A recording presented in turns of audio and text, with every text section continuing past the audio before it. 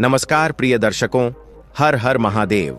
आप सभी का स्वागत है हमारे YouTube चैनल स्पिरिचुअल ज्ञान सागर में, जहां हम आपके लिए लाते हैं सनातन धर्म की अद्भुत कथाएं और आध्यात्मिक रहस्य जो आपके मन और आत्मा को शांति प्रदान करेंगे। आज की कथा आरंभ करने से पहले आपसे एक निवेदन है। गरुड़ पुराण में कहा गया है कि जो भी कथा या शिक्षा बीच में छोड़ी जाती है वह पाप का कारण बनती है। इसलिए इस कथा को अंत तक जरूर सुनें। यदि आप एक सच्चे सनातनी हैं और भगवान श्री राम में अटूट श्रद्धा रखते हैं तो अभी वीडियो को लाइक करें, चैनल को सब्सक्राइब करें और कमेंट में जय श्री राम लिखकर अपना समर्थन व्यक्त करें। तो आइए प्रिय दर्शकों, बिना देरी किए आरंभ करते हैं आज की प्रेरणादायक कथा। प्रिय दर्शकों, प्रकृति का नियम है कि जो जैसा करेगा वैसा ही भरेगा। अगर किसी ने किसी के साथ अच्छा किया है तो समय आने पर उसे उसका फल जरूर मिलेगा, और यदि किसी ने बुरा किया है तो प्रकृति उसे अपने तरीके से सबक सिखाती है। इंसान यह सोचता है कि वह सब कुछ करने में सक्षम है और कुछ भी कर सकता है, लेकिन प्रकृति के न्याय से कोई नहीं बच सकता। यह कहानी एक ऐसी मां की है जिसने अपने जीवन का हर पल अपने बच्चों के लिए समर्पित कर दिया। जो लोग अपने माता पिता को तकलीफ देते हैं वे यह भूल जाते हैं कि प्रकृति सब कुछ देखती है और हर किसी को उनके कर्मों का परिणाम जरूर देती है। माता पिता का त्याग और प्रेम इस संसार की सबसे अनमोल धरोहर है। वे अपने सपनों और इच्छाओं का त्याग करके अपने बच्चों के भविष्य को संवारते हैं, लेकिन आज के समय में अक्सर यह देखा गया है कि बच्चे बड़े होकर अपने माता पिता के बलिदान को भूल जाते हैं। परिणाम स्वरूप बुजुर्ग माता पिता को कठिनाइयों और अपमान का सामना करना पड़ता है। यह कहानी जानकी देवी नामक वृद्धा की है। सूरज ढल रहा था और वृद्धा जानकी देवी अपने छोटे से कमरे में अकेली बैठी हुई थीं। उनके चेहरे पर भूख और असहायता की छाया स्पष्ट झलक रही थी। 2 दिनों से उन्हें खाना नसीब नहीं हुआ था। उनकी बहू निर्मला दरवाजे के पास खड़ी थी। जानकी देवी ने हाथ जोड़कर निवेदन किया, बहू, अब तो कुछ खाने को दे दो, चाहे बासी हो या ताजा, कुछ भी दे दो। भूख से अब और सहा नहीं जाता। उनकी आंखों में गहरा दर्द साफ झलक रहा था। निर्मला ने क्रोधित होकर आंखें तरेरी और चिल्लाई, चुपचाप यहां बैठी रहो बुढ़िया, ज्यादा बोली तो वह भी नहीं मिलेगा। जानकी देवी जमीन पर इस तरह बैठ गईं जैसे भूख ने उनकी सारी इच्छाओं को छीन लिया हो। कुछ समय बाद निर्मला रसोई से रात का बचा हुआ ठंडा चावल और नमक लेकर आई। उसने कटोरी को जमीन पर पटकते हुए कहा, ले बूढ़ी, खा ले। 70 साल की हो गई लेकिन भूख अभी भी कम नहीं हुई। लगता है स्वर्ग जाने से पहले मुझे कंगाल करके ही मानेगी। जानकी देवी ने उस खाने को इस तरह खाया जैसे किसी ने उन्हें किसी स्वादिष्ट भोजन का थाल परोस दिया हो। उनकी भूख इतनी गहरी थी कि उन्हें उस बचे हुए चावल और नमक में भी स्वाद महसूस हो रहा था। यह देखकर निर्मला का गुस्सा और बढ़ गया। उसने कटोरी उठाई और चावल को जमीन पर पटक दिया, लेकिन भूख से विवश जानकी देवी वहीं जमीन पर गिरे चावल खाने लगीं। तभी निर्मला की सहेलियां वहां आ गईं। वे सभी संपन्न परिवारों की बिगड़ी हुई महिलाएं थीं। जानकी देवी को जमीन पर गिरे चावल खाते हुए देखकर वे जोर जोर से हंसने लगीं। उनमें से एक ने कहा, अरे निर्मला, अब तो भिखारियों को भी खाना खिलाने लगी हो। ये नेक काम कब से शुरू कर दिया? निर्मला ने व्यंग्यपूर्ण लहजे में कहा, अरे नहीं, यह मेरी सास है। गांव की अनपढ़ और गंवार औरत है, तभी तो जानवरों की तरह खा रही है। उनकी सहेलियों की खिलखिलाहट जानकी देवी के आत्मसम्मान को भीतर तक चोट पहुंचा रही थी, लेकिन भूख ने उन्हें इतना मजबूर बना दिया था कि वे शांत मन से अपने चावल खाती रहीं। तभी उनमें से एक सहेली ने मेज पर रखा पिज्जा का एक टुकड़ा उठाया और उसे जानकी देवी के सामने फेंक दिया। जानकी देवी की आंखों में उस टुकड़े को देखकर चमक आ गई। जैसे ही उन्होंने उसे उठाने के लिए हाथ बढ़ाया, सहेलियों ने उसे खींच लिया। यह खेल कुछ देर तक चलता रहा। सहेलियां कभी वह टुकड़ा उनके पास ले जातीं तो कभी खींच लेतीं। उनकी ठहाकों की गूंज ने जानकी देवी के टूटे हुए दिल को और अधिक पीड़ा दी। भूख ने जानकी देवी को इतना विवश बना दिया था कि वे चुपचाप सहन करती रहीं। उनके लिए वह बचा हुआ चावल और नमक भी किसी अमृत से कम नहीं था। लेकिन सहेलियों की हंसी और अपमान का यह मंजर उन्हें भीतर तक तोड़ रहा था। निर्मला की एक सहेली ने पिज्जा का टुकड़ा जमीन पर फेंकते हुए कहा, ले बुढ़िया, अब खा ले इसे। जानकी देवी ने उसे उठाने के लिए हाथ बढ़ाया, लेकिन उनके आंसुओं ने सब कुछ बयां कर दिया। उनकी आत्मा अब पूरी तरह टूट चुकी थी। यह दृश्य किसी भी दयालु व्यक्ति की आंखों में आंसू ला सकता था, लेकिन निर्मला और उसकी सहेलियों के दिल पत्थर के हो चुके थे। निर्मला और उसकी सहेलियां जानकी देवी का मजाक उड़ाते हुए हंस हंस कर ठहाके लगा रही थीं। निर्मला का व्यवहार ऐसा था जैसे वह इस अपमान से आनंद ले रही हो, लेकिन अचानक कमरे में सन्नाटा छा गया। निर्मला के गाल पर एक जोरदार थप्पड़ पड़ा। उसकी सहेलियों की हंसी रुक गई और सबकी निगाहें निर्मला पर टिक गईं। निर्मला चौंकते हुए चिल्लाई, कौन हो तुम और तुम्हारी इतनी हिम्मत कैसे हुई मुझे थप्पड़ मारने की? इससे पहले कि वह कुछ और कह पाती, उसकी एक सहेली के गाल पर भी एक थप्पड़ पड़ा और वह लड़खड़ाकर सीधे जानकी देवी के पैरों में गिर पड़ी। दर्शकों, सामने खड़ी युवती कोई और नहीं बल्कि जानकी देवी की बेटी निष्ठा थी। उसके चेहरे पर गुस्से की लकीरें स्पष्ट दिख रही थीं। निर्मला डरते हुए निष्ठा के पास गई और बोली, दीदी, यह क्या व्यवहार है? आप घर के मेहमानों के साथ ऐसा कर रही हैं? क्या आपको शर्म नहीं आती? निर्मला की बात पूरी भी नहीं हुई थी कि निष्ठा ने उसे फिर से थप्पड़ जड़ दिया। गुस्से में कांपते हुए निष्ठा चिल्लाई, शर्म नहीं आती भाभी? एक बूढ़ी और लाचार मां के साथ ऐसा व्यवहार करते हुए? अगर तुमने अभी इसी वक्त मेरी मां से माफी नहीं मांगी तो मैं ऐसा सबक सिखाऊंगी कि किसी लाचार इंसान का मजाक बनाने से पहले 10 बार सोचोगी। निष्ठा के गुस्से को देखकर निर्मला की सहेलियां सहम गईं। उन्होंने तुरंत जानकी देवी से हाथ जोड़कर माफी मांगी और एक एक करके वहां से भाग खड़ी हुईं। निष्ठा जानकी देवी के पास गई, घुटनों के बल बैठकर अपनी मां के कांपते हाथों को थामते हुए बोली, मां, क्या यह वही घर है जहां आपने सबका इतना ख्याल रखा था? क्या आपकी ममता का यही बदला दिया जा रहा है? जानकी देवी ने कुछ नहीं कहा। उनकी आंखों से आंसू बहने लगे। निष्ठा ने निर्मला की ओर देखते हुए कहा, भाभी, मान लिया कि मेरी मां ने आपको जन्म नहीं दिया, लेकिन क्या आप भूल गईं कि उन्होंने आपको अपनी बेटी से भी अधिक प्यार दिया? जब आपकी शादी हुई थी, मेरी मां ने आपको इतना मान सम्मान दिया कि आपको धरती पर पैर तक नहीं रखने दिया। याद है भाभी, सुबह जल्दी उठने की आपकी आदत नहीं थी। मां खुद अपनी तकलीफ भूलकर आपके उठने से पहले चाय बना देती थीं। उन्होंने आपको कभी मां की कमी महसूस नहीं होने दी और बदले में आपने उन्हें यह सिला दिया। निष्ठा रोते हुए अपनी मां के गले लग गई। उसने अपनी मां के आंसुओं को अपने आंसुओं से पोंछने की कोशिश की, फिर कड़ी आवाज में बोली, अब और नहीं मां, अब आपके साथ कोई अन्याय नहीं होगा। मैं वादा करती हूं कि आपकी हर चोट का बदला लूंगी। जानकी देवी एक सीधी सादी और ममता से भरी हुई महिला थीं। उन्होंने अपना पूरा जीवन अपने बच्चों के पालन पोषण और उनके उज्जवल भविष्य के लिए समर्पित कर दिया था। उनके पति किशन लाल एक छोटी सी किराने की दुकान चलाते थे। इसी से उनका परिवार किसी तरह गुजर बसर करता था। समय के साथ बच्चे बड़े हुए और उनके खर्चे भी बढ़ने लगे। बच्चों की हर जरूरत पूरी करने के लिए किशन लाल ने दिन रात मेहनत की। दुकान के अलावा वह रात में मजदूरी भी करते थे। जानकी देवी ने घर के कामों के साथ साथ बच्चों की पढ़ाई और परवरिश में कोई कमी नहीं छोड़ी। उन्होंने अपना हर सपना बच्चों के भविष्य के लिए त्याग दिया। जब उनकी दोनों बेटियां शादी योग्य हुईं, तो उन्होंने अपनी सारी जमा पूंजी खर्च कर दी और उनकी शादियां अच्छे घरों में कर दी। यह सोचकर कि बेटियों का घर बस जाएगा, वे बेटे के भविष्य और अपने बुढ़ापे का सहारा देखने का सपना देख रही थीं। लेकिन जैसे ही बेटे सुमित की शादी हुई, जानकी देवी और किशन लाल की जिंदगी में समस्याएं शुरू हो गईं। सुमित ने परिवार की जिम्मेदारियों से मुंह मोड़ लिया। घर और दुकान की पूरी जिम्मेदारी अब भी किशन लाल के कंधों पर थी।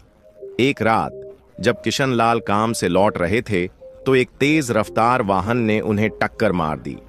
उनकी मौके पर ही मृत्यु हो गई।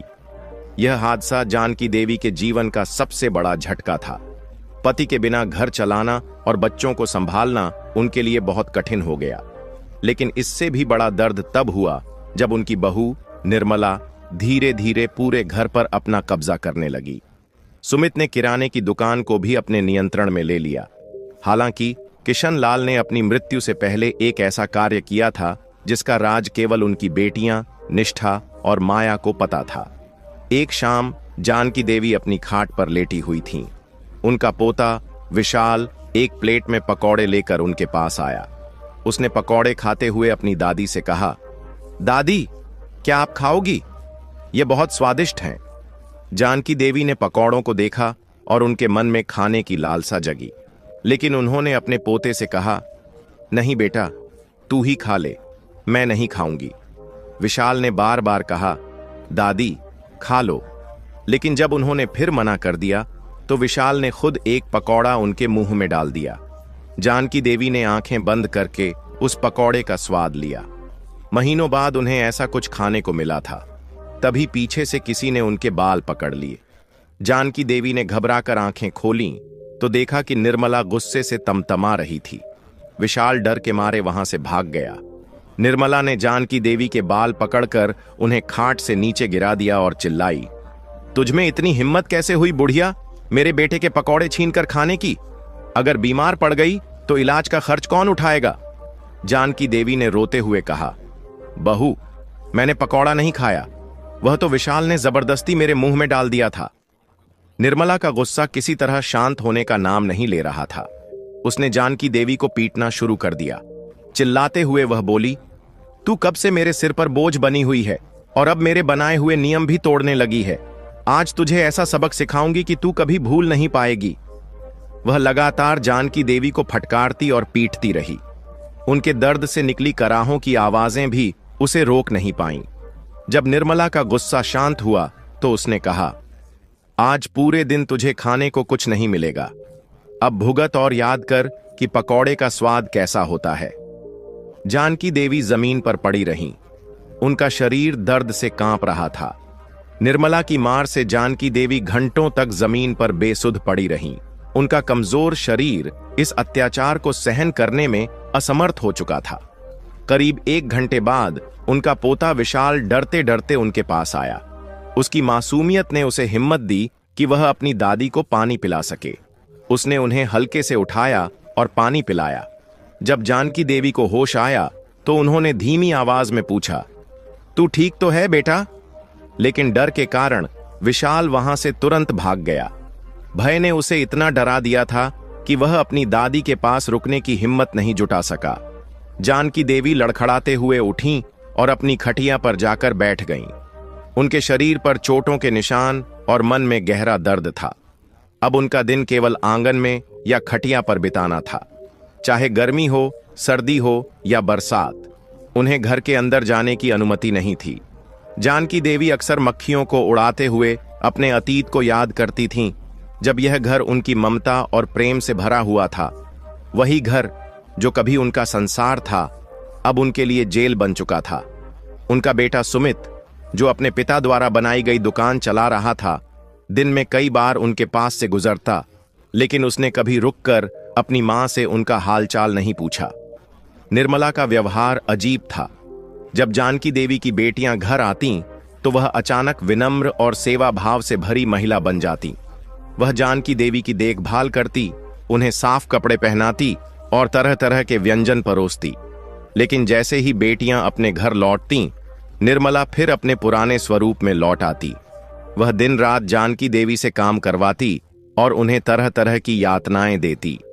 एक सुबह जब जानकी देवी को पता चला कि उनकी छोटी बेटी निष्ठा और बड़ी बेटी माया आने वाली हैं, तो उनके चेहरे पर खुशी की लहर दौड़ गई। उन्होंने सोचा, चलो 1 साल बाद कुछ अच्छा खाने को मिलेगा। बेटियों के आने से शायद थोड़ी राहत मिल जाएगी। दूसरी ओर निर्मला गुस्से में बड़बड़ा रही थी। इन लोगों को और कोई काम नहीं है जो बार बार मुंह उठाकर चली आती हैं। अब इनके साथ इस बुढ़िया की भी सेवा करो। अगर मेरा बस चलता तो इस बुढ़िया को कहीं भेज देती। न घर की है न घाट की, बस सबकी दुश्मन बनी बैठी है। निष्ठा का आने का समय शाम का था, लेकिन वह अचानक दोपहर में ही पहुंच गई। उसने अपने भैया भाभी को पहले से कोई खबर नहीं दी थी। उसका उद्देश्य सभी को चौंकाना था। जैसे ही निष्ठा ने घर में कदम रखा, उसने अपनी मां को आंगन में खटिया पर लेटा देखा। उनकी दुर्दशा देखकर उसकी आंखों में आंसू भर आए। वह तुरंत अपनी मां के पास गई और उनके हाथ पकड़कर धीरे से बोली, मां, आप कैसी हैं? जानकी देवी ने अपनी बेटी को देखा, लेकिन कुछ कहने की हिम्मत नहीं जुटा पाई। माहौल को हल्का करने के लिए निष्ठा मुस्कुराते हुए बोली, ओहो, मैं तो बताना ही भूल गई, कल दीदी भी आ रही हैं। निर्मला ने चौंकते हुए पूछा, अरे वो क्यों? निष्ठा ने मुस्कुराते हुए कहा, पापा ने जो संपत्ति हमारे नाम पर रखी थी, हम चाहते हैं कि वह सब भैया के नाम कर दी जाए। आखिरकार पापा की जिम्मेदारी उन्होंने ही संभाली है और मां की देखभाल भी वही कर रहे हैं। निष्ठा की बात सुनकर निर्मला के चेहरे पर खुशी की लहर दौड़ गई। उसने सोचा, चलो, इस बुढ़िया को पालने का कुछ तो फल मिल रहा है, अब सारी संपत्ति हमारे नाम हो जाएगी। निर्मला ने मन ही मन निष्ठा को धन्यवाद दिया और उसे अपने जाल में फंसाने की योजना बनाने लगी। जानकी देवी ने निष्ठा की बात सुनी और भीतर ही भीतर बेहद आहत हुई। उन्होंने सोचा, मेरी भोली बेटियां, काश वे मेरी आंखों में झांक कर मेरा दर्द समझ पाती, काश वे अपने भैया भाभी का असली चेहरा देख पाती। मैं तो चुप हूं, लेकिन अगर अब भी कुछ नहीं कहा तो सब कुछ गलत हो जाएगा। जानकी देवी का मन इस बात पर उलझा था कि उन्हें सच बताना चाहिए या नहीं। उन्होंने ठान लिया कि वह निष्ठा को सब कुछ बता देंगी, लेकिन फिर ख्याल आया, अगर मेरी वजह से बेटियों की जिंदगी में कोई मुसीबत आई तो मैं खुद को कभी माफ नहीं कर पाऊंगी। यह सोचकर उन्होंने चुप रहना ही बेहतर समझा। रात को जब सब सो रहे थे, निर्मला दबे पांव आई और जानकी देवी को जगाकर बाहर चलने को कहा। डरते डरते जानकी देवी उसके पीछे चल पड़ी। निर्मला उन्हें रसोई में ले गई और वहां पहुंचते ही उनकी कमर पर जोर से बेलन मारते हुए बोली, बहुत आराम फरमा रही हो बुढ़िया, अगर तुमने अपनी जुबान खोली तो याद रखना तुम्हारे साथ क्या होगा। यह मार पिछली बार की तुलना में ज्यादा दर्दनाक होगी। निर्मला की आंखों में क्रोध भरा हुआ था। उसने कहा, एक बार तुम्हारी बेटी अपने हिस्से की संपत्ति छोड़ दे तो मुझे यह नाटक करने की जरूरत भी नहीं पड़ेगी। जानकी देवी ने हाथ जोड़कर कहा, बहू, मैं कुछ नहीं कहूंगी, बस मुझे मत मारो। उनकी आवाज में दर्द और बेबसी थी।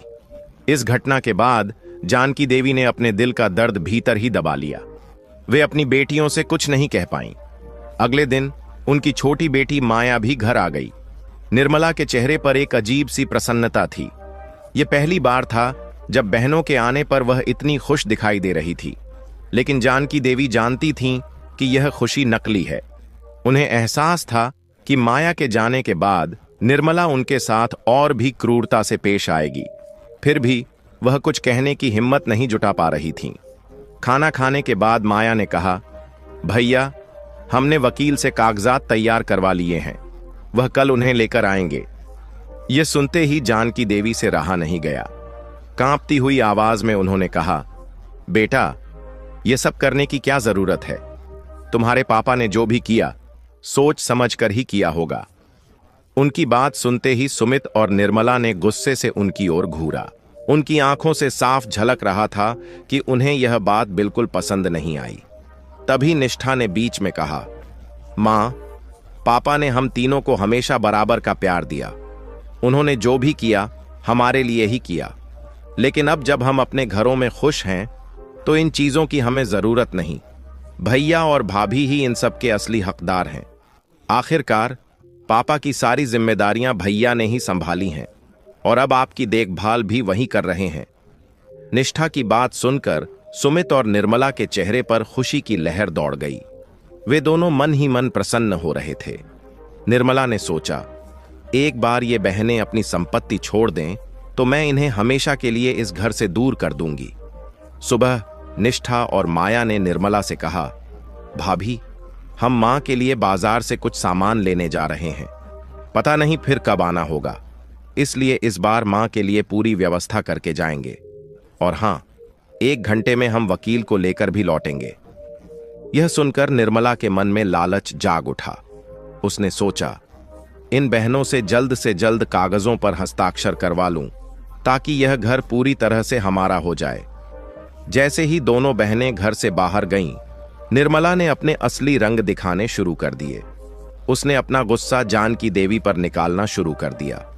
निर्मला उनके पास गई, अपने हाथ में पनीर का एक टुकड़ा लिया और व्यंग्यात्मक स्वर में बोली, ले बुढ़िया, तुझे पनीर के पकौड़े खाने का बहुत शौक है ना? देख कितना बड़ा पनीर का टुकड़ा लाई हूं, खा ले।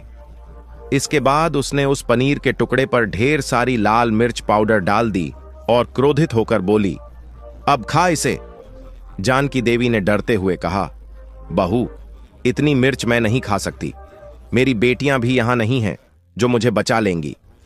उन्होंने हाथ जोड़ते हुए निवेदन किया, बहू, एक बार तूने मुझे जबरदस्ती खराब खाना खिलाया था जिससे मैं 15 दिन तक बीमार रही। अब इतनी मिर्च से मैं मर जाऊंगी। अगर मर गई तो भी चलेगा, लेकिन अगर बच गई तो बहुत तड़पूंगी। बहू, ऐसा अन्याय मत करो। अगर तुम्हें मुझसे इतना कष्ट है तो मुझे जहर लाकर दे दो, मैं खाकर हमेशा के लिए तुम्हें छोड़ दूंगी। लेकिन ऐसे रोज रोज मुझ पर अत्याचार मत करो। आखिर मैंने तुम्हारा क्या बिगाड़ा है? निर्मला ने क्रोधित होकर कहा, जहर देने की हिम्मत होती तो कब की दे देती, लेकिन मैं जेल नहीं जाना चाहती, इसलिए जितने दिन तू जिंदा है तेरा ऐसा हाल करूंगी कि तू खुद मरने की दुआ मांगेगी। इसके बाद उसने पनीर का टुकड़ा जबरदस्ती जानकी देवी के मुंह में ठूंसने की कोशिश की। तभी पीछे से निष्ठा और माया ने आकर निर्मला को जोर से धक्का दिया। पनीर का टुकड़ा दूर जा गिरा। माया ने निर्मला को जोर से तमाचा मारा और गुस्से में बोली, तुम्हारी हिम्मत कैसे हुई मेरी मां के साथ ऐसा सुलूक करने की? निर्मला यह देखकर हैरान रह गई। उसने गुस्से में कहा, यह क्या कर रही हो माया? मैं तुम्हारी भाभी हूं, मुझ पर हाथ उठाने की तुम्हारी हिम्मत कैसे हुई?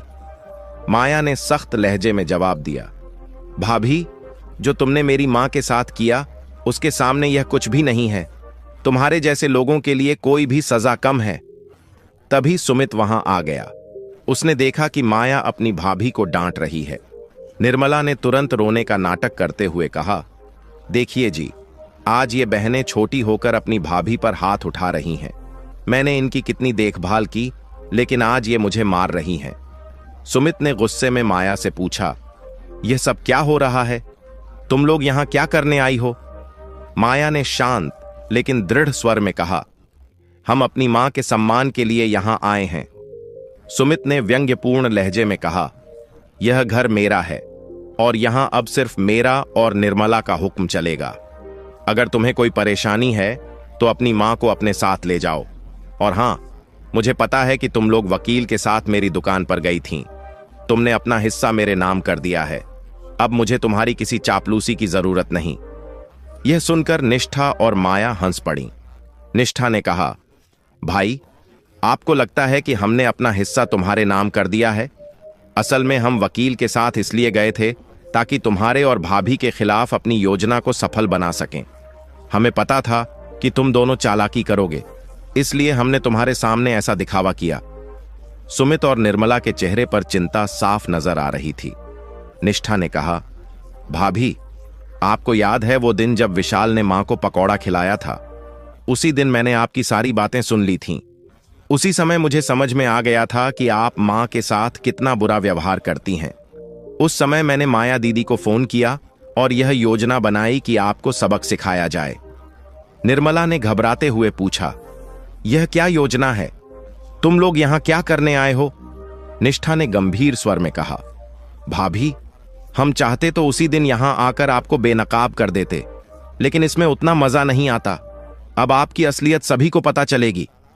निष्ठा ने अपनी जेब से फोन निकालते हुए कहा, वह दिन जब आपने मां को मारा था, उस समय मेरे फोन में सब कुछ रिकॉर्ड हो रहा था और आज आपके किए गए अत्याचार का वीडियो भी मैंने रिकॉर्ड कर लिया है। ये दोनों सबूत आपको और भैया को जेल भिजवाने के लिए काफी हैं। माया ने आगे कहा, जब मैं और दीदी बाजार गए थे तब हमने घर के एक कोने में एक छोटा सा कैमरा लगा दिया था। हमें पता था कि जैसे ही हम जाएंगे आप मां के साथ दुर्व्यवहार करेंगी, और वही हुआ जैसा हमने सोचा था। अब सब कुछ रिकॉर्ड हो चुका है। अपनी बेटियों की बातें सुनकर जानकी देवी की आंखों में आंसू आ गए। कांपती हुई आवाज में उन्होंने पूछा, क्या सच में अब कोई मुझ पर हाथ नहीं उठाएगा? निष्ठा ने उनकी ओर प्यार से देखा और कहा, नहीं मां, अब कोई आपको छू भी नहीं सकता। अगर किसी ने ऐसा करने की कोशिश की तो हम उसे ऐसा सबक सिखाएंगे जो वह जिंदगी भर नहीं भूल पाएगा। जानकी देवी ने गहरी सांस लेते हुए कहा, जानती हो बेटा, जब वह मुझे मारती थी तो मैं 2-2 दिन तक बिस्तर से नहीं उठ पाती थी। कभी कभी तो दर्द इतना बढ़ जाता था कि उल्टियां होने लगती थीं। माया की आंखों में आंसू भर आए। उसने कहा, मां, आपने हमें पहले यह सब क्यों नहीं बताया? आप इतने अत्याचार सहती रहीं और चुप रहीं। जानकी देवी ने धीरे धीरे कहा, बेटा, मुझे डर लगता था। मुझे लगता था कि अगर मैंने कुछ कहा तो वे मुझे घर से बाहर निकाल देंगे, और अगर मुझे उन्होंने घर से निकाल दिया तो मैं कहां जाती? मैं तुम्हारे ससुराल जाकर तुम्हारी जिंदगी में बोझ नहीं बनना चाहती थी। कांपती हुई आवाज में जानकी देवी ने कहा, मैं तो फिर भी सह लेती थी, लेकिन उस दिन जब तुम्हारे भाई ने मुझे मारा तो मुझे अपनी हड्डियों के छटकने की आवाज सुनाई दी। उसने लोहे की बाल्टी से मेरे सिर पर मारा था। मुझे लगा उस दिन मैं मर जाऊंगी। अपनी मां की बातें सुनकर दोनों बहनों की आंखें गुस्से और दुख से भर गईं। निष्ठा ने कहा, मां, अब आपकी हर चोट का हिसाब होगा। हम इन दोनों को ऐसी सजा दिलवाएंगे कि कोई और बेटा या बहू अपनी बूढ़ी मां के साथ ऐसा करने की सोच भी नहीं सके। माया ने निर्मला और सुमित की ओर घूरते हुए कहा, तुम दोनों ने जो किया है उसके लिए जेल जाना ही होगा। अब तुम अपने कर्मों का परिणाम भुगतोगे। निर्मला और सुमित के चेहरे पर डर साफ दिख रहा था। निर्मला तुरंत निष्ठा के पैरों पर गिर पड़ी और रोते हुए कहने लगी, दीदी, हमें माफ कर दो, हमसे गलती हो गई। ये सब हमारे लालच और गुस्से के कारण हुआ। हम वादा करते हैं कि अब से मां के साथ अच्छा व्यवहार करेंगे, बस हमें जेल मत भेजो। लेकिन माया ने सख्त स्वर में जवाब दिया, भाभी, जब आप मां को पीटती थीं, तब क्या आपको यह ख्याल आया था कि आप कितनी बड़ी गलती कर रही हैं? मां की हर चीख और आह आपके कानों में गूंजी होगी, लेकिन फिर भी आपने उन पर अत्याचार किया। अब माफी मांगने से कुछ नहीं होगा। इतने में दरवाजे पर दस्तक हुई। निष्ठा ने दरवाजा खोला तो देखा पुलिस खड़ी थी। उसने पुलिस को अंदर बुलाया और कहा, यही वे लोग हैं जिन्होंने हमारी मां को प्रताड़ित किया। हमारे पास उनके खिलाफ सबूत भी हैं। पुलिस ने निर्मला और सुमित को हिरासत में ले लिया। निर्मला गुस्से और डर से चिल्लाते हुए बोली, दीदी, हमें माफ कर दो। हम वादा करते हैं कि अब से मां का ध्यान रखेंगे। कृपया हमें जेल मत भेजो। लेकिन निष्ठा ने सख्त लहजे में जवाब दिया, अब बहुत देर हो चुकी है। आपको अपने कर्मों का फल भुगतना ही होगा। पुलिस के जाने के बाद जानकी देवी की आंखों में आंसू थे। उन्होंने अपनी बेटियों की ओर देखा और कांपती हुई आवाज में पूछा, बेटा, क्या अब सच में कोई मुझ पर हाथ नहीं उठाएगा? निष्ठा ने उनकी ओर प्यार से देखा और कहा, नहीं मां, अब आपको कोई छू भी नहीं सकता। अब आप इस घर में सम्मान और सुकून के साथ रहेंगी। जानकी देवी ने रोते हुए कहा, जानती हो बेटा, जब वे मुझे मारते थे तो मैं पूरी रात दर्द से तड़पती रहती थी। कभी कभी तो ऐसा लगता था कि मैं मर जाऊंगी। माया ने अपनी मां को गले लगाते हुए कहा, मां, अब आपको कोई दर्द नहीं सहना पड़ेगा। हम आपके लिए हर संभव प्रयास करेंगे। निष्ठा और माया ने अपनी मां के लिए तुरंत एक सहायिका नियुक्त कर दी जो हर समय उनकी देखभाल कर सके। उन्होंने यह भी तय किया कि वे हफ्ते में कम से कम 2 बार अपनी मां से मिलने आएंगी। निर्मला और सुमित को जेल की सजा हो गई। वहां उन्होंने अपने किए हुए अन्याय और अपराधों के लिए पश्चाताप किया। लेकिन जब वे अपनी सजा पूरी करके घर लौटे और मां से माफी मांगने आए तो जानकी देवी ने दरवाजा बंद कर दिया। उन्होंने कड़े शब्दों में कहा, तुम दोनों के लिए अब इस घर में कोई जगह नहीं है। मेरे लिए मेरा बेटा और बहू अब मर चुके हैं। अब जानकी देवी अपने घर में शांति और सम्मान के साथ रहने लगीं। उनकी बेटियां और दामाद उनका बहुत ख्याल रखते थे। उनकी जिंदगी में अब कोई डर या पीड़ा नहीं बची थी। मित्रों, इस कहानी ने हमें यह सिखाया कि माता पिता हमारे जीवन का आधार होते हैं। उनके साथ किया गया हर अच्छा या बुरा व्यवहार हमारे भविष्य को प्रभावित करता है। इसलिए हमें हमेशा अपने माता पिता का आदर करना चाहिए और उनकी सेवा करनी चाहिए। जानकी देवी की यह कहानी केवल एक उदाहरण है। यह हमें यह याद दिलाती है कि माता पिता के साथ किया गया हर आचरण ईश्वर के सामने जाता है।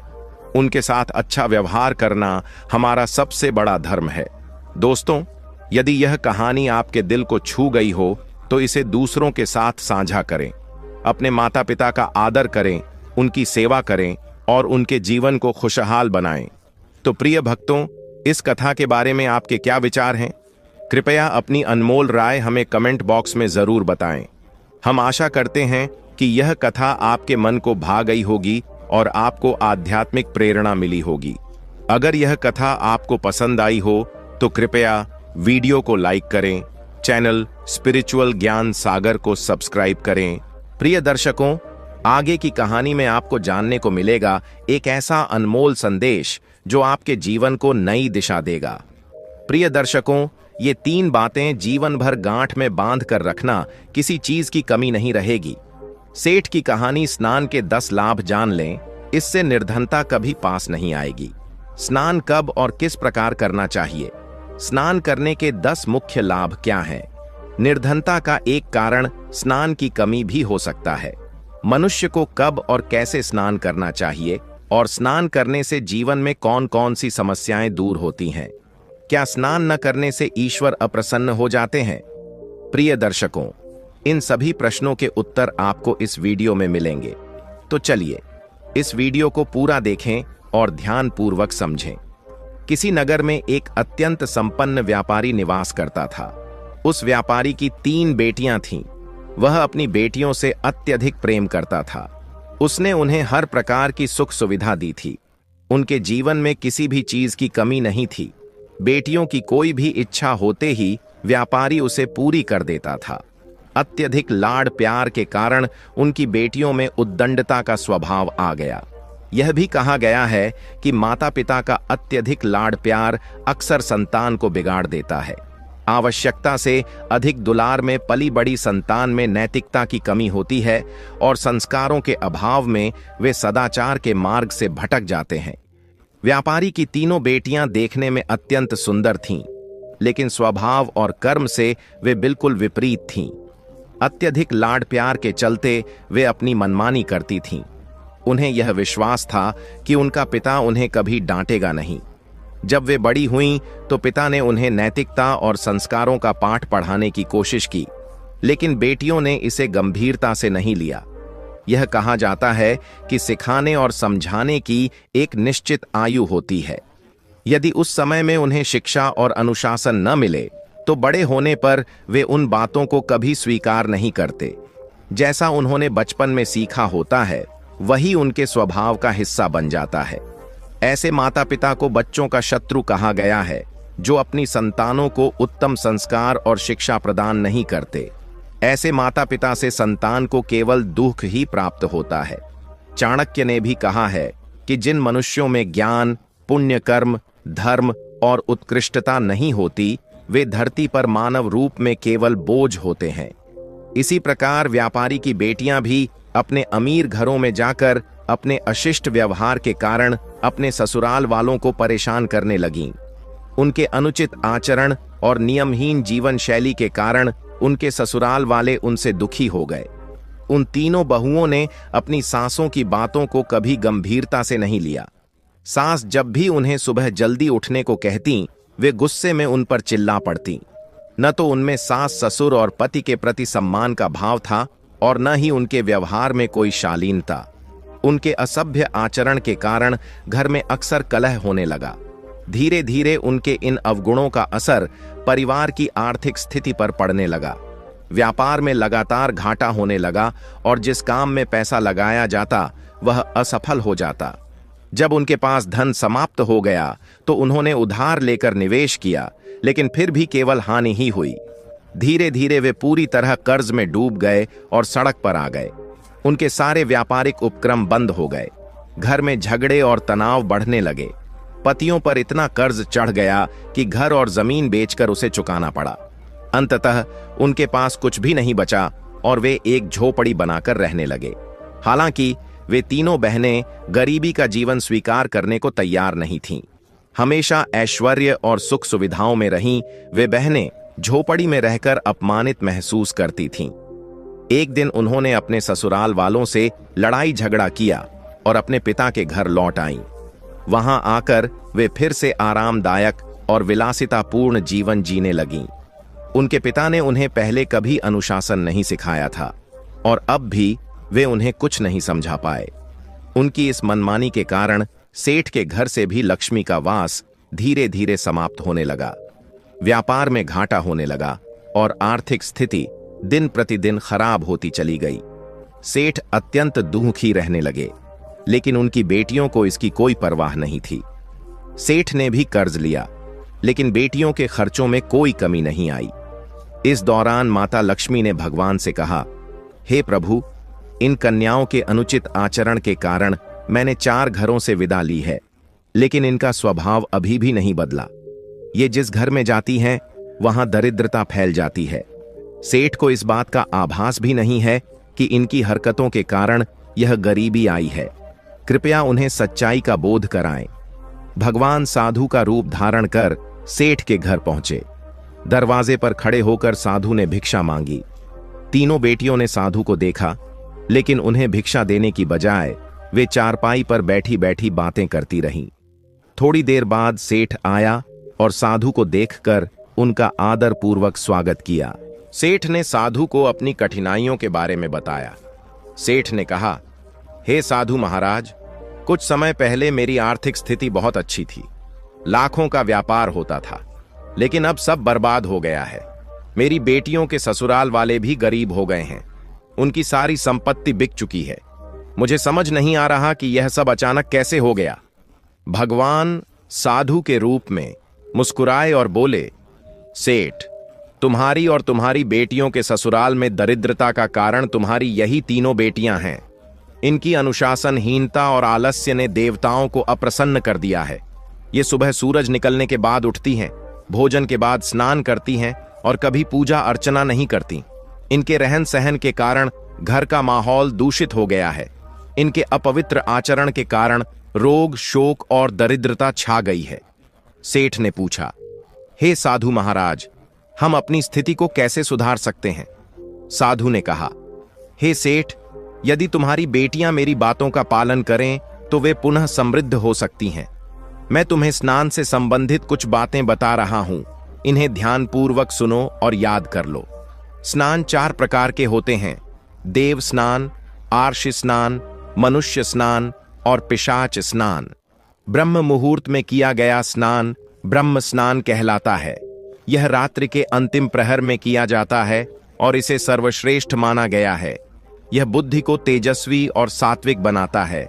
इस समय स्नान करने से मन शुद्ध होता है और पूजा पाठ व बड़ों की सेवा सत्कार की ओर प्रेरित होता है। देवताओं की कृपा से सुख, शांति और धन वैभव बना रहता है। व्यक्ति पूरे दिन ऊर्जा से भरपूर और स्वस्थ रहता है और रोग उसके पास भी नहीं आते। सुबह किया जाने वाला स्नान देव स्नान कहलाता है। यह भी उत्तम स्नान माना गया है। सूर्य उदय से लेकर 1 घंटे के भीतर किया गया स्नान मनुष्य स्नान कहलाता है, जो ठीक ठाक माना गया है। चौथा प्रकार है पिशाच स्नान, जो सूर्य निकलने के 2 घंटे बाद से लेकर पूरे दिन तक किया जाता है। यह स्नान करने वाला व्यक्ति आलसी और नकारात्मकता से भरा रहता है। शुभ कर्मों का विचार भी उसके मन में नहीं आता। उसका मन अपवित्र विचारों और अनुचित इच्छाओं की ओर भागता है। तामसिक प्रवृत्ति का व्यक्ति बनकर वह साधु सेवा और परोपकार से दूर हो जाता है। दुर्भाग्य उसका पीछा नहीं छोड़ता। अपवित्रता के कारण दिव्य शक्तियां उससे विमुख हो जाती हैं, जिससे वह रोग, दुख और दरिद्रता से घिर जाता है। रात्रि और संध्या के समय जब तक अत्यंत आवश्यक न हो, स्नान से बचना चाहिए। मनुष्य को इन 3 प्रकार के स्नान ही करने चाहिए, क्योंकि यही गुण, कर्म और विचारों को शुद्ध करते हैं। स्नान करते समय देवताओं और ईश्वर का आवाहन करना चाहिए, जिससे भीतर सद्गुण उत्पन्न हो। भोजन के तुरंत बाद स्नान नहीं करना चाहिए, क्योंकि इससे स्वास्थ्य हानि होती है और धन की देवी लक्ष्मी रुष्ट हो जाती है। मनुष्य यदि अपना स्नान करने का तरीका सुधार ले तो बाकी चीजें स्वतः ठीक हो जाती हैं। अनुशासन और शास्त्र के अनुसार उठने और स्नान करने से मनुष्य की बुद्धि प्रखर होती है, अन्यथा मलिन बुद्धि से जीवन में विनाश के मार्ग खुल जाते हैं। प्रिय दर्शकों, नित्य स्नान करने से यह 10 लाभ मिलते हैं। 1. बल की प्राप्ति। 2. रूप सौंदर्य में वृद्धि। 3 ध्वनि में स्पष्टता। 4 शब्दों का सही उच्चारण। 5वां स्पर्श का उचित ज्ञान। 6ठा गंध और दुर्गंध से मुक्ति। 7वां पवित्रता। 8वां त्वचा की चमक। 9वां शरीर की कोमलता। 10वां उत्तम स्वास्थ्य और आकर्षण। यदि स्नान उचित समय पर किया जाए तो इसके अतिरिक्त और भी अनेक लाभ होते हैं। इस प्रकार साधु ने सेठ को समझाया। सेठ की तीनों बेटियों ने उसी दिन से अपनी दिनचर्या बदल ली। धीरे धीरे उन्होंने अपनी खोई हुई संपत्ति और वैभव पुनः प्राप्त कर लिया। इसीलिए कहा गया है कि मनुष्य को अपने जीवन में नियम और अनुशासन बनाए रखना चाहिए। ऐसा करने से सुख, शांति और धन की वृद्धि होती है। प्रिय दर्शकों, मुझे आशा है कि यह कथा और ज्ञानवर्धक बातें आपको अवश्य पसंद आई होंगी। तो प्रिय भक्तों, इस कथा के बारे में आपके क्या विचार हैं? कृपया अपनी अनमोल राय हमें कमेंट बॉक्स में जरूर बताएं। हम आशा करते हैं कि यह कथा आपके मन को भा गई होगी और आपको आध्यात्मिक प्रेरणा मिली होगी। अगर यह कथा आपको पसंद आई हो तो कृपया वीडियो को लाइक करें, चैनल स्पिरिचुअल ज्ञान सागर को सब्सक्राइब करें और इस वीडियो को अधिक से अधिक अपने मित्रों और परिवारजनों के साथ शेयर करें ताकि यह संदेश और ज्ञान सभी तक पहुंचे। साथ ही कमेंट सेक्शन में जय श्री कृष्ण लिखकर अपनी श्रद्धा प्रकट करें। इस वीडियो को अंत तक देखने के लिए आप सभी का दिल से धन्यवाद। जय श्री राम।